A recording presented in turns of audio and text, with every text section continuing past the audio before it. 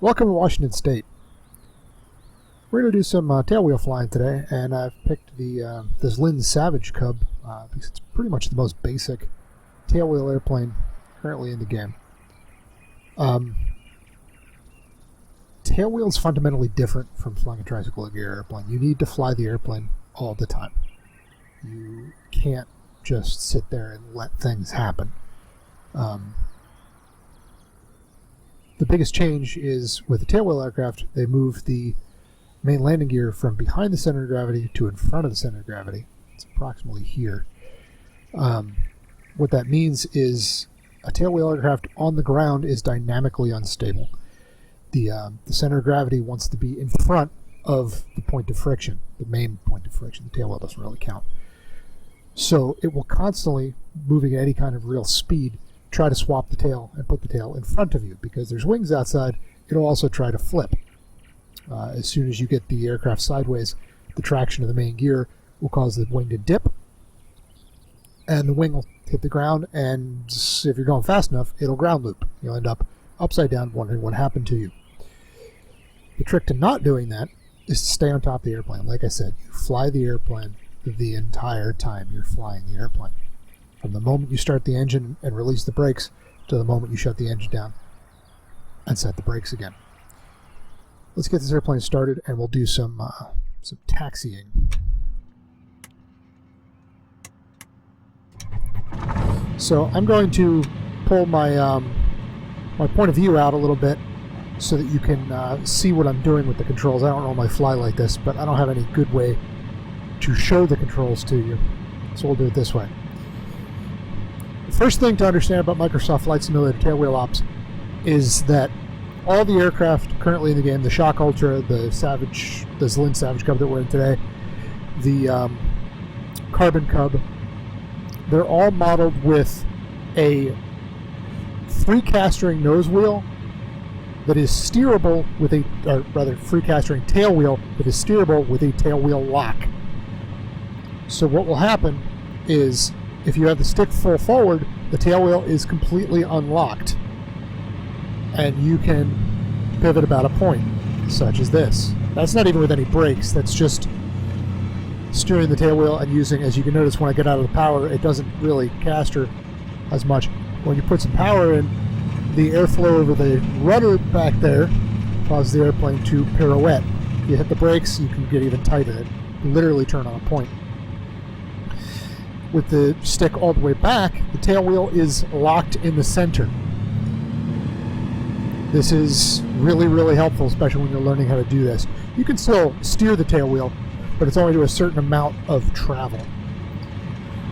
If you want to get closer, you have to push the stick forward. You can turn the aircraft around in a circle. Now let's taxi to the end of the runway here and get turned around.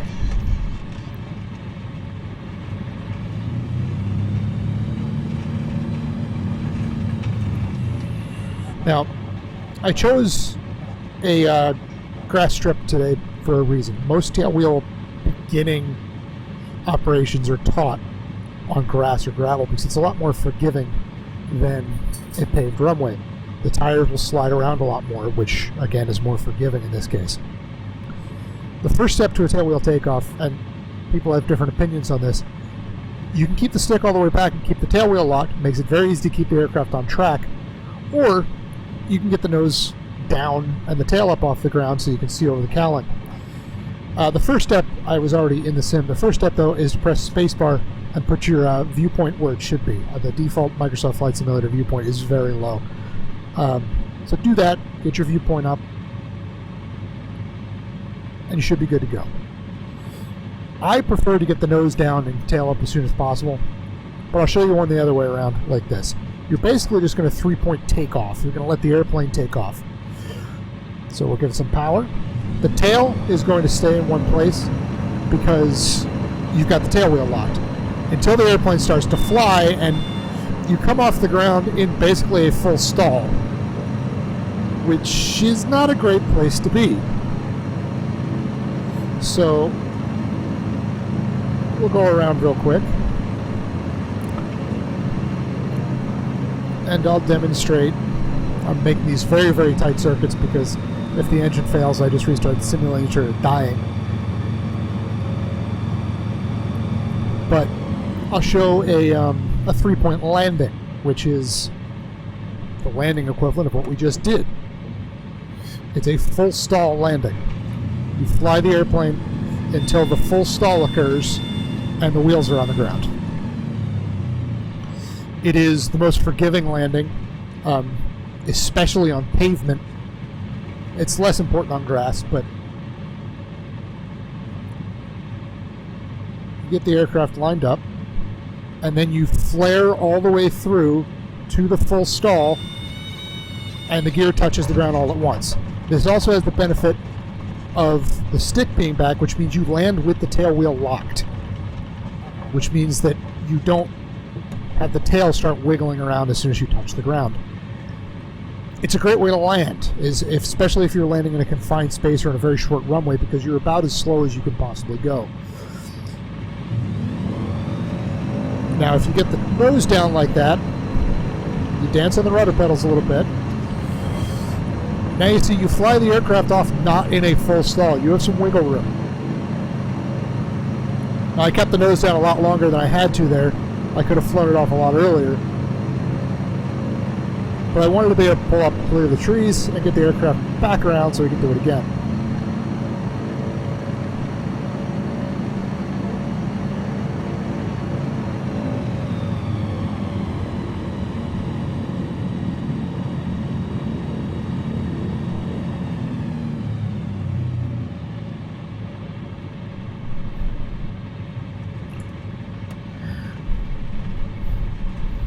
This time, I will do a wheel landing. A wheel landing is touching down on the mains first, and then letting the speed bleed off and letting the tail come down on its own. It requires a little bit of power, because you're actually going to fly the airplane all the way down.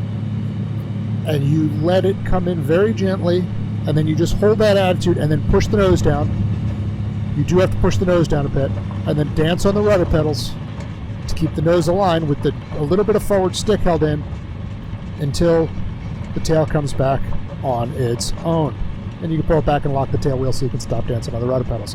You don't apply the brakes until the aircraft is naturally down on its tail, because you don't want the aircraft to go flying again, so you don't want to pull back on the stick while you're still moving. You don't want it to lift off again. Just let the tail come down naturally. You need a little bit more runway, but you can see what you're doing. And, critically, it is much more forgiving on pavement. Let's go find us some pavement. That might be the only time you ever hear me utter those words on this channel, and that's okay. It's important to know how to do this, especially if you're moving up to higher performance aircraft. The higher the performance aircraft, the more likely you're going to do a wheel landing. It's a lot more forgiving because you're at a much less extreme angle of attack. Full stall 3 points look really good in a Cub. They look like shit in a Mustang.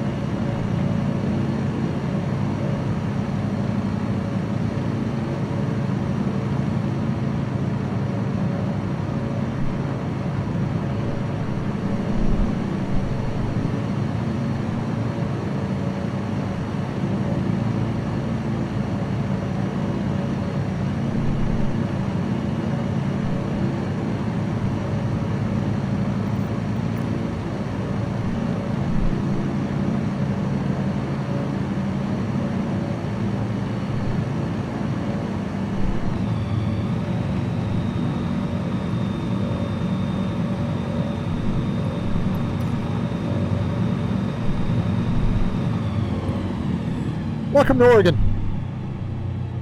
This is the city of Hood River. That is the Hood River. We're just a little bit south of where we were. It's Mount Adams up ahead. And that, for any remaining people who still remember hover control,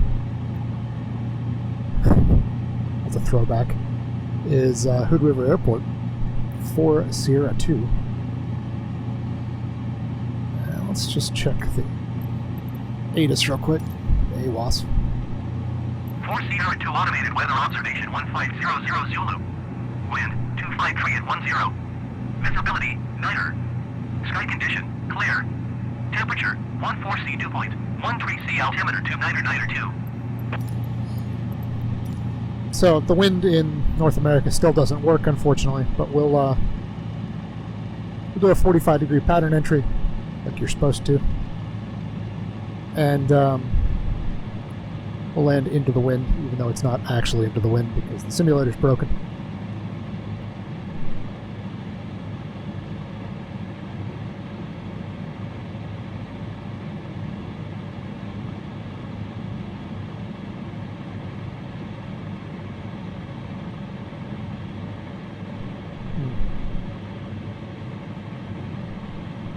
Oh no, this is into the wind. Welcome to Hood River, Oregon. We're going to use the pavement here, practice some pavement operations. Now again, this is just like on grass, except the pavement is a lot less forgiving. The tires have a lot more grip on pavement, and it will highlight your mistakes, especially with regards to dancing on the rudder pedals. If you're not really on top of the airplane and have it exactly lined up straight on touchdown, it'll bite you.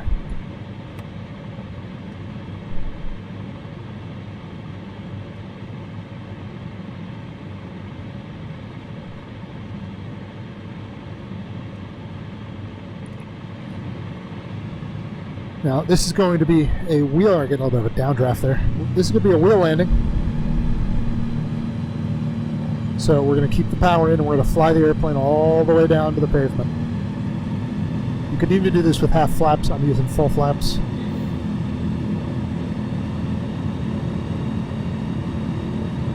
Wheel landings are also going to have a flatter approach angle. So if you need to clear obstacles on the wing, you're probably going to want to do a 3-point. But we're practicing wheel landings on pavement, so let's do that. So we just kind of, and then pull the power back very gently. And watch my rudder pedals as I touch down. Dance on them, keep the nose centered. You want to induce tiny oscillations that you can immediately damp out with the rudder pedals instead of allowing a large one to develop. And the nose just comes up on its own. Then you can lock the tail wheel and taxi away. Get the flaps out.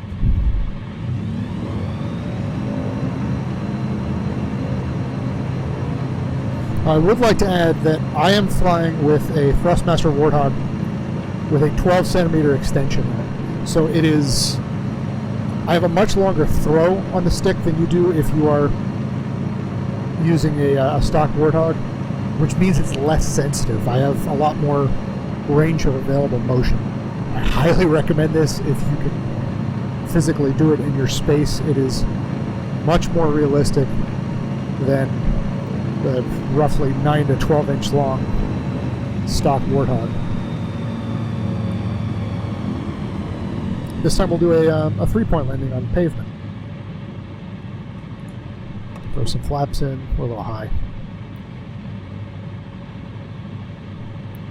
I'm not talking about trim because I'm constantly trimming this airplane to make it a little bit more comfortable to fly.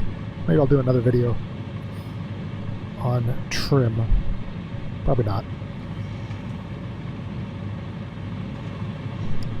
If you're still trying to figure out how trim works, you're probably still on a 172 or 152. We'll do this with a half flap setting. A little bit faster, a little bit more forgiving because again you're further away from the stall.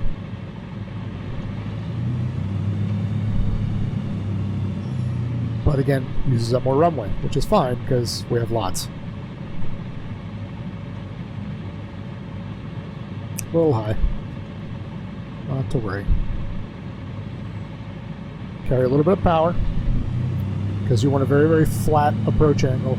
Just let it drift down, pull the power out. As soon as you feel it, you touch down, you kind of jam it in, make sure the airplane sticks, then hold that nose down until it starts to come up naturally. You can see I'm still holding a nose down stick, forward stick. I'm kind of dancing on the rudder pedals. You can let it go and the tail will come back. You can lock the tail wheel. It's not until the tail wheel is on the ground and I can pull the stick back that I actually apply any brakes. Because if you're traveling along and you apply brakes, what happens? The nose wants to come down. Now, if you're going fast enough, like 30, 40 knots like we are now, and you notice the tail come up, or the tail come up and the nose go down, and you let go of the brakes, the horizontal stab back there will put the nose back up. But if you're slower, the horizontal stab doesn't have any authority, and in some aircraft you can nose right over. The Shock Ultra will do that.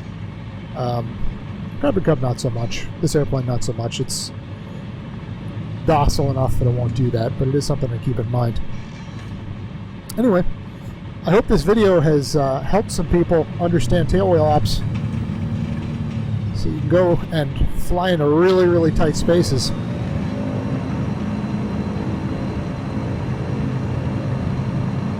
And just to prove my point, I noticed this while I was scouting the area real quick before I started recording.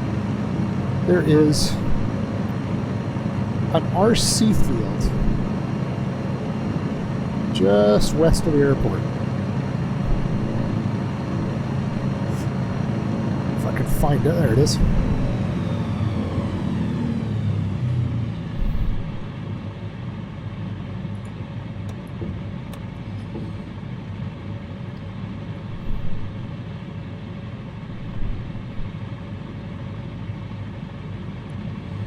Part of the reason tailwheel airplanes are popular as bush airplanes is because you can three-point the airplane. You can get the airplane a lot slower in a touchdown acceptable attitude than you can with tricycle gear. Anyway, let's land on an RC field because we can. Clear the really tall trees. Slip it just a bit. A little more power. There we go.